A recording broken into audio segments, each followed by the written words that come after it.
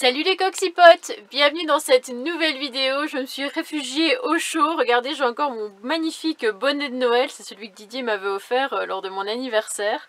Alors dans cette vidéo, pour rappel, on est chez Christian, donc un ami qui nous accueille chez lui. Les camping-cars sont à l'abri, dans un hangar, etc.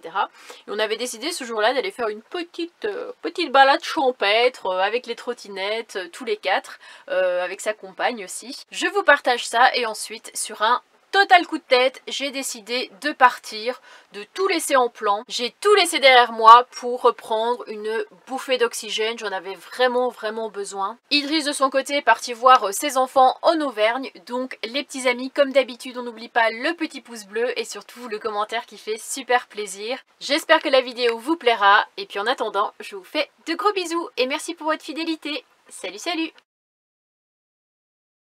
Donc là on a décidé de partir faire...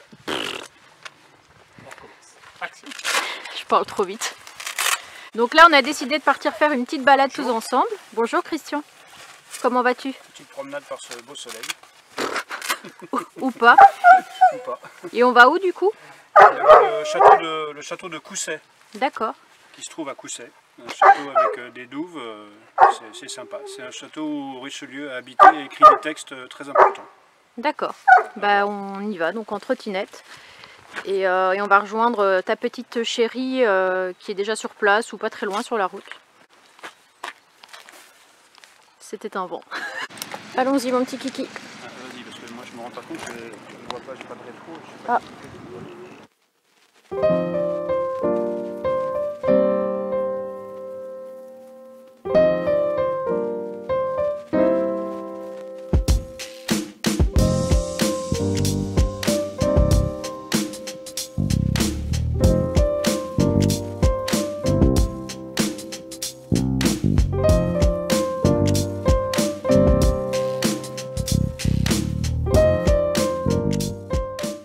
Ça y est, ben on vient d'arriver, on a fait à peu près 5 km, quelque chose comme ça. C'est ça, 5 km 4. 5 km 4 précisément. Merci pour ces précisions. On a les mains gelées, les mains gelées. C'est clair, avec le vent là, c'est ouf. Ouais. Et on va essayer de se rapprocher un petit peu plus près du château. Alors on ne peut pas rentrer à l'intérieur parce que c'est un château privé, enfin ça appartient à quelqu'un. Mais en tout cas on a le droit d'en faire le tour. Donc c'est parti. Ici on a un petit panneau qui nous dit que, comme Christian nous a expliqué tout à l'heure, c'était un peu le château de Richelieu. Il vient pour la première fois dans le château en 1608 et il y viendra jusqu'à son décès. Je ne sais plus s'il va y vivre ou pas, mais en tout cas il va venir ici assez régulièrement. Mais avant de rejoindre le château, ici on a une ancienne ferme et la spécialité du coin ce sont les pierres plates comme ça qui s'appellent les cosses. Et c'est vraiment quelque chose qu'on va retrouver qu'ici quasiment en France. Regardez, on vient d'arriver devant le château. Il y a encore les douves. Incroyable. Donc ce qu'on va faire, c'est on va prendre les trottinettes et puis on va continuer à faire le tour du château. Regardez ici, il y a même une petite barque pour faire le tour des douves. Et Christian m'a dit qu'il y a quelques temps, il était venu et il s'était fait attaquer par des cygnes. Apparemment, ils étaient vraiment coriaces et malheureusement, là, on ne les voit plus. Je pense qu'ils ont disparu. Je ne sais pas ce qui leur est arrivé. Et là, Christian va nous montrer de l'autre côté, il y a une espèce de tour qu'on ne voit pas très bien ici. Et c'est là où Richelieu aurait écrit. Mais avant, je vais me rapprocher pour vous montrer. Regardez, il y a un vieux puits là-bas. Je ne sais pas du tout de quand il date. Est-ce que c'est aussi de 1500, 1600 ? L'endroit il est super apaisant. Comme on se disait, c'est dommage qu'il n'y ait pas un peu plus de soleil, mais bon. On ne peut pas tout avoir, déjà il ne pleut pas. Alors soyons bien contents de cela. Le voilà de plus près, et puis comme je disais, je trouve que ce château il est beaucoup plus authentique, beaucoup plus entre guillemets dans son jus que les châteaux qu'on a visités dernièrement. Bon, Chenonceau, hein, vous voyez l'exemple que je prends, le Lude, et puis les différents châteaux de la Loire à côté desquels on est passé. Ici ça fait un peu plus rustique, j'aime beaucoup. Sur le côté, on peut voir aussi qu'il y a plein de cosses, hein, les pierres comme je vous ai dit. Parce qu'à l'époque, je pense que c'était trop difficile de faire acheminer des matériaux, des pierres d'ailleurs. Donc ils se servaient des pierres qu'ils trouvaient par ici. Et c'est ce qui fait un petit peu la spécificité du coin. Là-bas, ça m'intrigue trop parce qu'il y a une espèce de petite chapelle. On va aller voir ça. Ici, on a la tour. Le cardinal a écrit pas mal de textes. C'était le fondateur aussi de l'Académie française.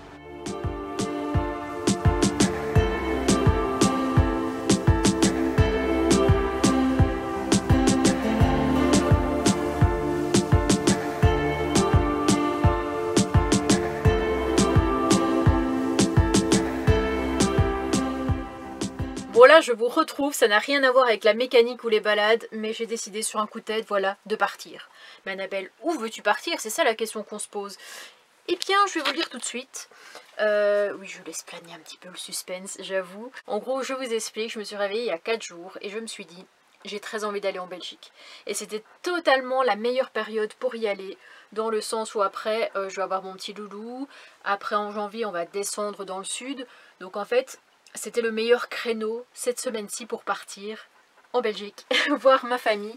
J'ai loué une voiture de location, comme j'avais fait au mois de février, vous savez, quand j'avais remonté la France pour aller voir mon petit loulou. Là, j'ai de nouveau loué une voiture, c'était vraiment le plus simple. Et ça me permettra dans un premier temps d'aller voir mon petit papy qui me manque énormément, que je n'ai pas vu depuis début juillet. Et ensuite de rejoindre la capitale, certainement 3 jours plus tard. Et voilà, sur un coup de tête, j'ai décidé de partir. Ici, j'ai ma valise, je ne sais même pas si je vous l'avais déjà montré. Ma valise zèbre qui se voit de très loin. Je pense que Nani ressent le fait que je vais partir parce qu'il fait une drôle de tête depuis que j'ai commencé à tout préparer. Bon, ça c'est pour aller à la douche tout de suite. Et en fait, j'en ai profité aussi parce que j'ai Christian qui est d'accord que je laisse mon camping-car ici sous son hangar. Je laisserai une fenêtre ouverte et comme ça permettra à Nani de rentrer et de sortir à sa guise.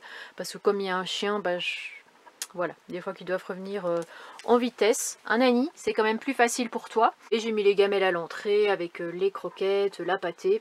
Est-ce que maman, elle va te manquer pendant une semaine? C'est ça la vraie question.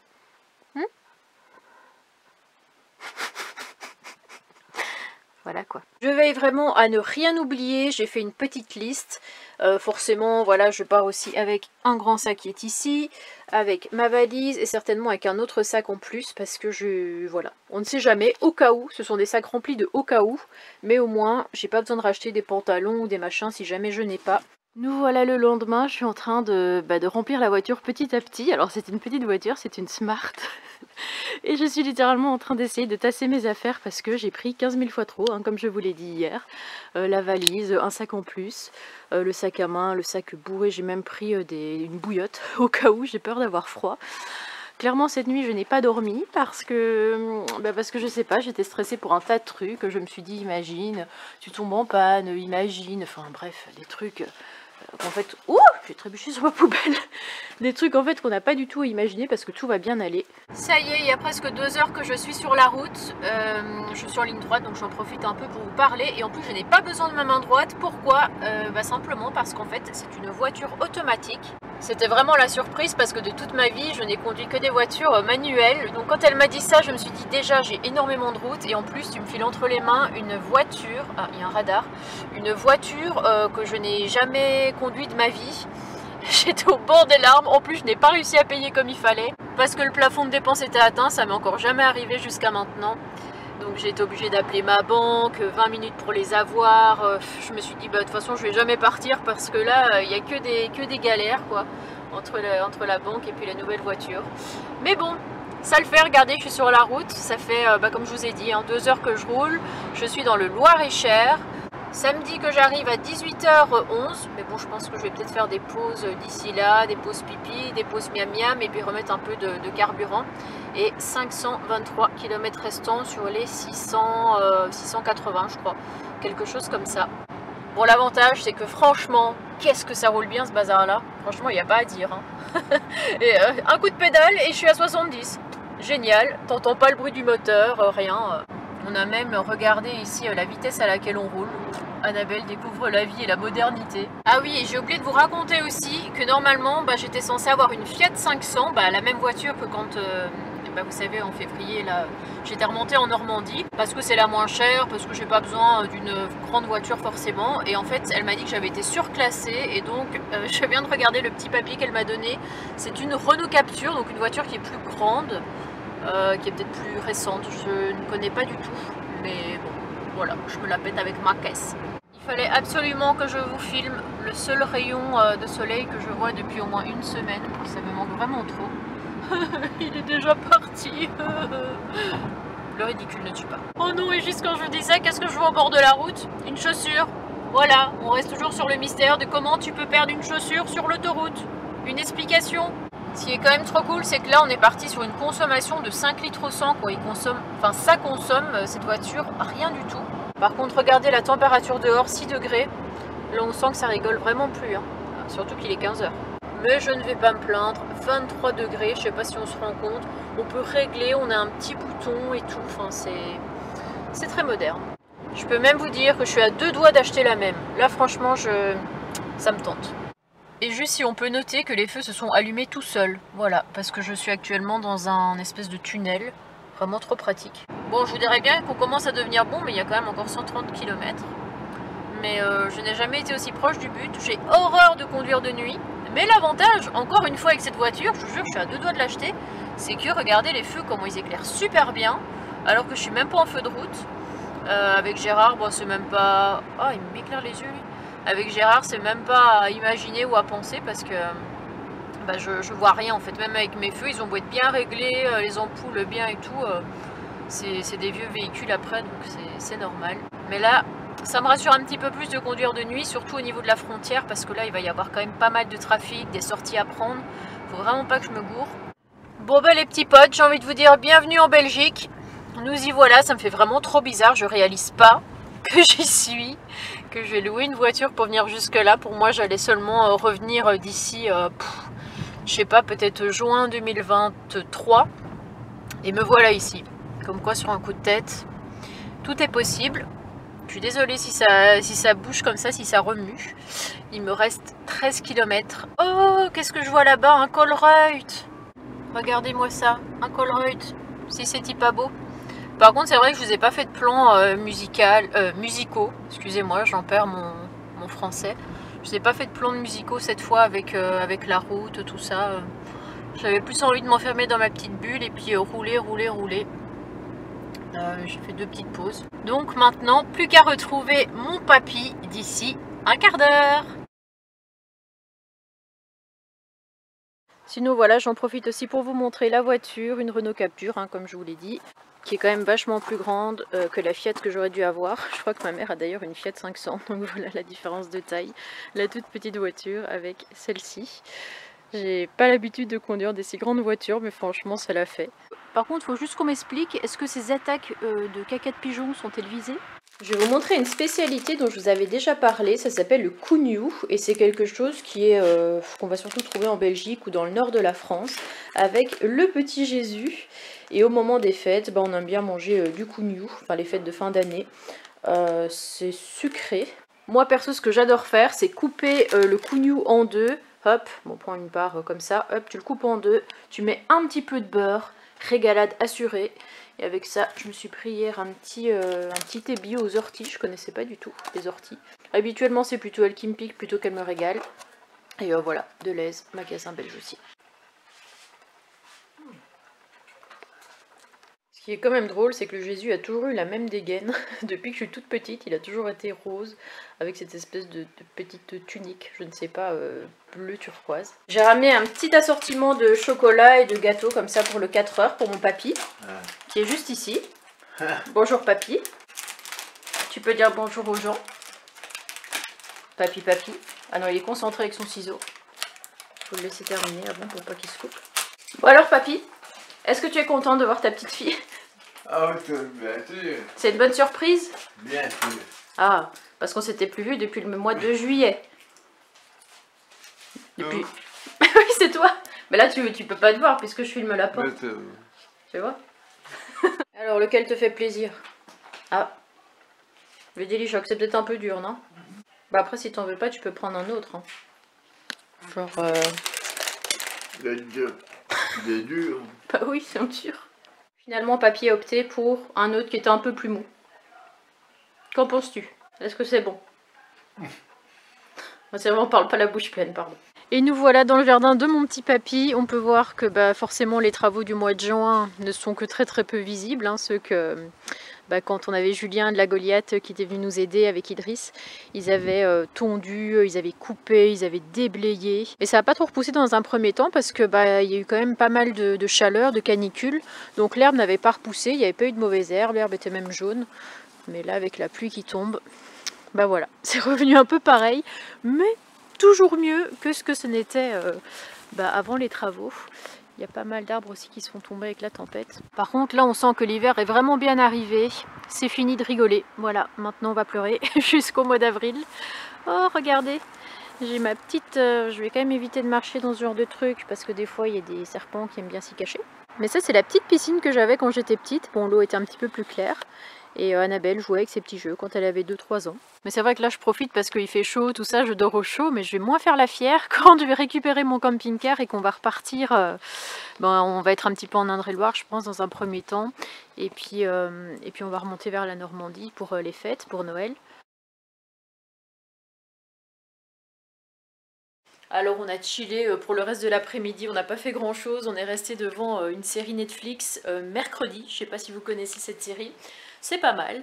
Et là ma soeur est partie faire un petit babysitting et moi je pense que je vais vous emmener avec moi. Je vais prendre un petit peu l'air parce que je suis pas sortie aujourd'hui. Et je vais aller jusqu'au parc du Cinquantenaire. C'est quelque chose que je n'avais pas encore filmé, donc pourquoi pas vous montrer ça. C'est quelque chose d'assez connu quand même à Bruxelles. Et je crois qu'il y a un petit marché à côté. Quand je suis arrivée hier, j'ai cru apercevoir des petits stands, mais je suis pas sûre. Donc on va aller voir ça de plus près. En attendant, il faut que je m'habille et bien chaudement parce que je crois qu'il fait 2 degrés là actuellement dehors. N'empêche, la réflexion que j'étais en train de me faire, c'est que en hiver, il se passe quelque chose en moi et je ne suis plus l'Annabelle du reste de l'année, c'est-à-dire que quand je suis posée comme ça dans un foyer, bon ici chez ma soeur, mais c'est vrai que d'habitude c'est plus dans des Airbnb, genre je crois que l'année dernière j'ai dû peut-être passer 3 nuits dans un Airbnb, quelque chose comme ça. Et le fait d'être posée au chaud, dans un canapé, avec un thé, le PC, la série, les petites lumières tamisées comme ça donne vachement envie de... Je vais pas dire de me resédentariser, mais d'être peinarde, de plus m'inquiéter pour un tas de choses, juste d'être posée et de me dire que si je veux de l'eau, j'ouvre le robinet et j'ai autant d'eau que je le souhaite. J'ai pas besoin de galérer à trouver des robinets, à trouver, surtout en hiver, ils mettent beaucoup de trucs en hors gel, donc il n'y a pas moyen d'avoir de l'eau. En hiver, il y a aussi le problème de l'électricité parce qu'en été, il y a beaucoup de soleil, donc forcément, ça alimente bien par les panneaux solaires, par les batteries. Là, on peut pas dire que ce soit le cas parce que c'est quand même une saison, l'automne-hiver, où il fait quand même assez gris, beaucoup de nuages, il fait noir très tôt. Donc pour recharger les batteries, c'est un peu plus compliqué. Pour le gaz, c'est pareil parce qu'on utilise beaucoup plus de gaz que le restant de l'année. Donc en fait, au mois de décembre, on va dire que tout devient plus difficile. Et parfois, j'ai pas envie de galérer, je vous jure, le fait d'être ici, ça me fait trop du bien. Avoir la voiture de location qui est neuve, qui fait pas de bruit, où je crains pas de tomber en panne, enfin même si ça peut arriver sur n'importe quel véhicule. Des fois, j'ai envie d'un peu plus de facilité, un peu plus de... Voilà, enfin, je sais pas vraiment comment vous expliquer mieux. Mais voilà, je me sens bien, en tout cas dans ce logement, même si c'est pour 3-4 jours. Et puis je reprendrai ma vie à la dure. Même si c'est une vie que j'affectionne particulièrement et que je laisserai vraiment pour rien au monde. Mais à la fois, quelques jours par an, surtout en hiver, ça fait du bien d'avoir un petit foyer et de moins galérer. Là, je viens de sortir, ça va encore au niveau du froid, mais souvent c'est au bout de 10-15 minutes qu'on commence à plus sentir ses doigts. Je suis étonnée, il n'y a pas grand monde, je pensais qu'il allait y avoir du monde dans les rues. Mais après, ça reste un quartier quand même assez tranquille. D'ailleurs, pour la petite histoire, je suis arrivée de chez mon papy pour venir ici. Et en fait, il faut savoir que toutes les rues, mais vraiment toutes les rues de Bruxelles sont payantes. Donc j'ai été obligée de ramener la voiture en dehors de Bruxelles, de reprendre les transports pour revenir ici. Ça me fait quand même bizarre parce que je suis habituée à mes petits coins de forêt. Et d'un coup, je me retrouve à Bruxelles, dans une grande ville avec des métros, des feux, des gens un petit peu partout. Mais il y a quand même mon cœur de bruxelloise qui kiffe, qui adore être là. Et qui ne peut pas oublier toutes ces années passées à Bruxelles. Ça me fait vraiment du bien d'être ici. En fait, ce qui est vachement étrange et contradictoire, c'est que le fait d'être ici, je me sens vachement en sécurité, alors que je suis quand même dans une petite allée où il y a personne qui passe. Tout le monde est de l'autre côté, il n'y a pas de voiture, mais je me sens quand même super en sécurité, alors que si vous me disiez que je suis dans une autre ville, je ne serais pas à l'aise. Et voilà, regardez-moi ça, de toute beauté. Et en fait, c'est une ancienne porte de Bruxelles qui a pu être conservée de cette façon. Et tout autour, vous avez le musée de l'armée, il y a le musée de l'aviation, de l'automobile. Il y en a un 4e, je ne sais plus le nom. Et je me souviens qu'avec l'école, on y était allé. C'est vrai que je me suis dit que ce serait plus sympa de venir à la tombée de la nuit parce que comme ça, ce serait éclairé, ce serait plus joli. Mais du coup, je ne peux pas vraiment vous montrer le jardin parce que c'est un grand parc en fait. qui se trouve tout autour de l'Arche, avec une fontaine qu'on voit ici. Et c'est un jardin dans le style à la française, ils disent. Mais je vous avoue que le truc qui m'intrigue, c'est ce qui se passe là-bas dans cette petite salle. On dirait que tout le monde est collé, c'est comme s'il y avait une réception ou un resto. Je vais aller voir. Je saurais pas trop vous dire quel musée est lequel, mais en tout cas on en a un premier ici. Ici on a, je sais pas, je sais toujours pas ce que c'est, il y a de la musique. Les gens ont l'air assez festifs. Ici on a un autre musée. Je pense que les deux autres se trouvent de l'autre côté de l'Arche, on va aller voir ça. Bon bah c'est bon, j'ai ma réponse, c'est un cabaret en fait.